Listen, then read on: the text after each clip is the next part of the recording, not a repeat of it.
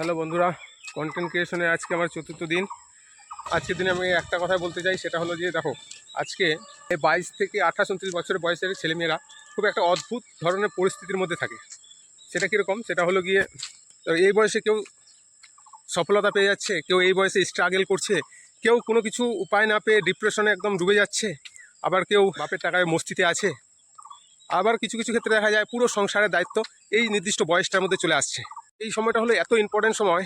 যদি তুমি আমার এই ভিডিওটা দেখো এবং 22 থেকে 28-29 বছরের মধ্যে হও, তাহলে এই সময়টা তোমার ডিসিশন নেওয়াটা যদি ভুল হয়ে যায় না, তাহলে পুরো লাইফটা একদম হ্যাং হয়ে যাবে। তো এই সময় তুমি যেটা ডিসিশন নিবে সেটাই অবশ্যই চিন্তা ভাবনা করে নিবে, কারণ এই সময়টাই ডিসাইড করে তুমি পরবর্তী জীবনগুলা কি করবে, কিভাবে কাটাবে।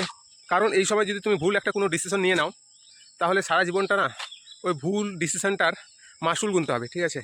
এবং যদি তুমি একটা সঠিক ডিসিশন নিয়ে নিতে পারো, তাহলে এই যে সঠিক ডিসিশন নেওয়ার যে ফায়দাটা, এটা তুমি সারা জীবন পাবে, ঠিক আছে? কেননা 30-এর পর তুমি হাজার চেষ্টা করলেও না আর নতুন করে কিছু শুরু করার সামর্থ্য থাকে না বেশিরভাগ ক্ষেত্রে।